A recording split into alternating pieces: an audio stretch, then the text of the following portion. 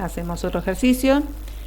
Dice, si la matriz jacobiana del campo vectorial F es esta matriz que estoy indicando aquí con el cursor, calcular la circulación de F a lo largo de la frontera de D en sentido positivo, siendo D el conjunto del plano de puntos x y tales que x más y es menor o igual que 2 e y es mayor o igual que x cuadrado. Bueno, en principio graficamos el recinto D para identificar claramente su curva frontera y poder determinar geométricamente cuál es la curva en la cual tenemos que resolver la circulación pedida. En el igual, x más y igual 2 es una recta, es esta recta que corta a ambos ejes en el punto 2. Como dice x más y menor o igual que 2, respecto de esta recta es los puntos del semiplano inferior. En el igual, y igual x cuadrado es la clásica parábola, esta que se indica acá. Y como dice y mayor o igual que x cuadrado, son los puntos que están por arriba de la gráfica de la parábola. Entonces el recinto que cumple con las dos inecuaciones es este recinto rayado D que se indica aquí en la figura. La curva, por lo tanto, es la curva frontera, que es esta curva que está marcada en un color negro un poco más oscuro, que es la frontera del recinto D. Entonces nos piden calcular la circulación a lo largo de la frontera de D de un determinado campo. El tema es que no nos dan las componentes del campo, porque yo podría parametrizar la curva, la tendría que parametrizar, no es una curva suave a trozos, tendría que parametrizarla en sus dos componentes suaves, pero podría hacerlo y después evaluar la integral de manera tradicional, la integral de línea. Sin embargo, no nos dan el campo, nos dan su matriz jacobiana, por lo cual nos están dando las derivadas de cada una de las componentes. En este caso, entonces, como no tenemos el campo y no podemos calcular la circulación como una integral de línea tradicional, tendremos que utilizar el teorema de Green, porque en la matriz jacobiana del campo nos aparecen las derivadas parciales, y recordemos que para el enunciado del teorema de Green necesitamos Q' de X y P' de Y, asumiendo que el campo tiene componentes PQ. Es decir, necesitamos algunas de las derivadas parciales del campo que van a aparecer en la matriz jacobiana. Entonces utilizamos el teorema de Green, como se indica acá. Como nos piden en sentido positivo, que es en sentido antihorario, no vamos a tener problema, el resultado obtenido va a ser el resultado correcto. Entonces la circulación en sentido positivo del campo F diferencial de arco se puede calcular como la integral doble sobre el recinto D de Q' de X menos P' de Y diferencial X diferencial Y. Como está indicado aquí a la derecha, a ver, en este caso, aquí tenemos en la matriz jacobiana las derivadas parciales en la primera columna respecto de X y las derivadas parciales del campo respecto de Y en la segunda columna. De allí obtenemos quién es cuál es la función Q' de X y cuál es la función P' de Y. En este caso nos queda entonces 2xy menos 0 diferencial X diferencial Y.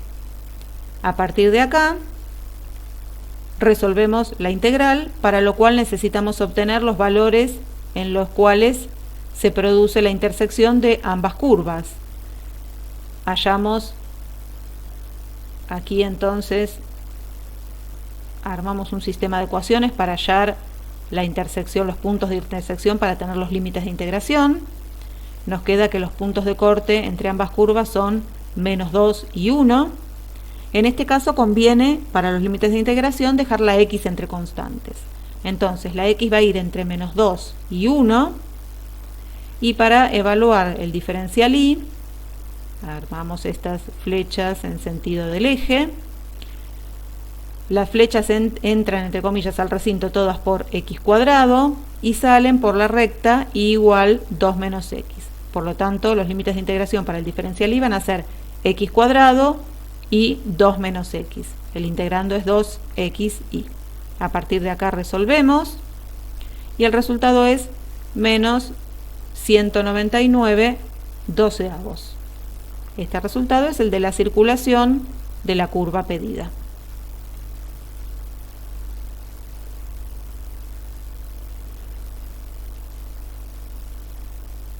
Resolvemos un último ejercicio.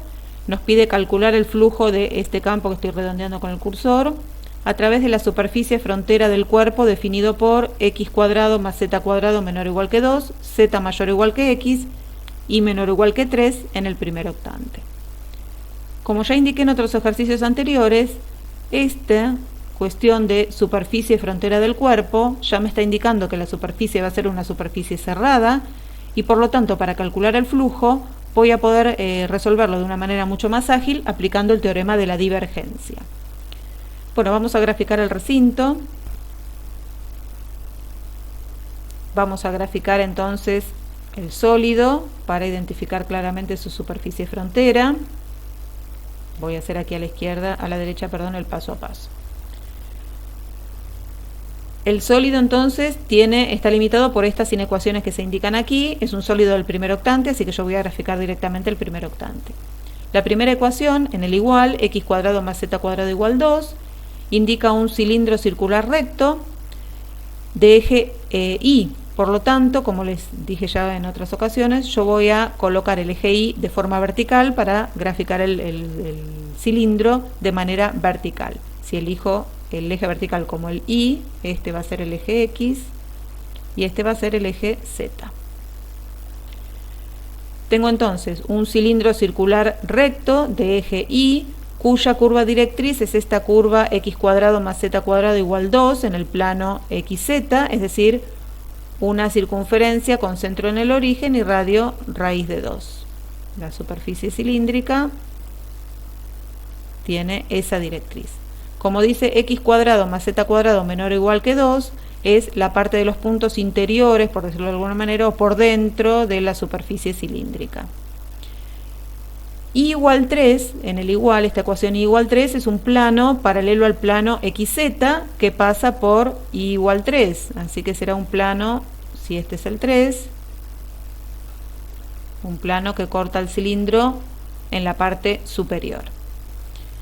Y tenemos una última superficie dada en el igual con la ecuación z igual x. Z igual x es un plano tipo hoja de libro respecto del eje Y, contiene el eje Y, y la traza en el plano zx es la recta z igual x. Esta sería z igual x. El plano es un plano tipo hojita de libro, acá va a ser más o menos así, y va a cortar al cilindro de esta manera, suponiendo que me hubiera quedado recto.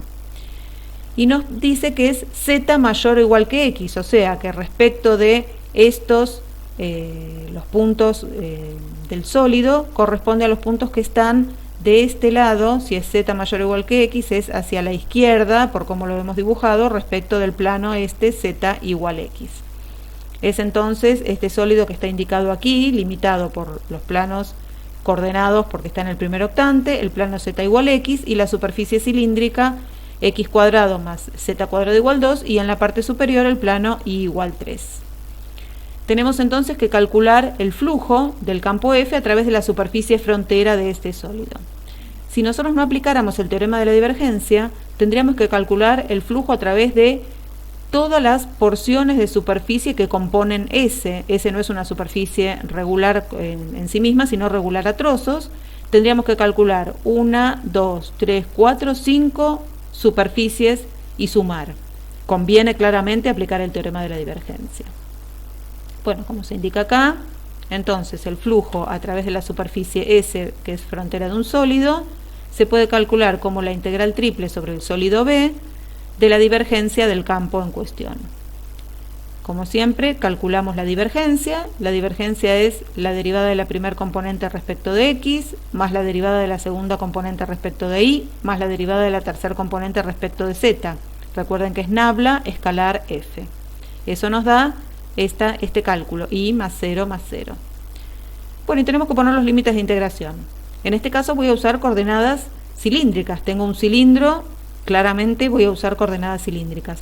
No las tradicionales, en el sentido de que z es igual a z y x es rho coseno y la y es rho seno, porque acá cambié los ejes de lugar. En este caso y es igual a y z y x son las que van a vincular a lo que eran anteriormente coordenadas polares. Para ello grafico la proyección del sólido en el plano, en este caso xz.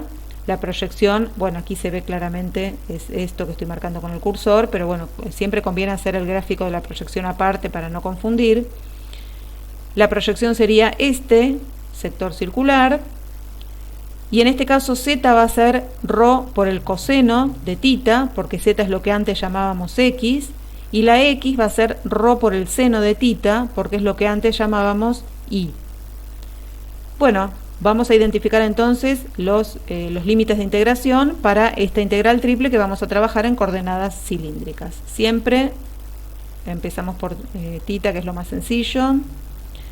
Tita varía entre 0 y pi sobre 4, porque esta es una recta a 45 grados. Aquí está indicado tita entre 0 y pi sobre 4. Rho, que es el radio en el plano, sería este radio. Rho arranca, por decirlo de alguna manera, en 0 y termina siempre en el borde de esta circunferencia, que es de radio raíz de 2. O sea que diferencial Rho va a estar entre 0 y raíz de 2. Y para evaluar diferencial I, que es el diferencial espacial, nos manejamos con flechas que atraviesan el sólido en el sentido del eje. Todas las flechas entran, por decirlo de alguna manera, en el plano XZ, que es el plano de ecuación I igual 0, y salen, entre comillas, por el plano I igual 3. Es decir, que diferencial I va a estar entre 0 y 3. I es el argumento de integración, la divergencia del campo, y tenemos aquí también el jacobiano ρ. Bueno, se realizan todos los cálculos y la divergencia es 9/4 de pi. El flujo es 9/4 de pi. Por último, aunque aquí no lo indique, podemos graficar el versor normal que orienta la superficie. Aquí no podemos elegir la orientación. Si aplicamos el teorema de la divergencia, sí o sí la orientación es exterior. Como se indica acá, el normal tiene que ser exterior. Si hubiéramos elegido dibujarlo para la tapa superior sería este normal, y para la tapa inferior hacia abajo siempre exterior a la superficie. Bueno, con esto cerramos los ejercicios sobre teoremas integrales del cálculo vectorial que terminan con esta unidad temática.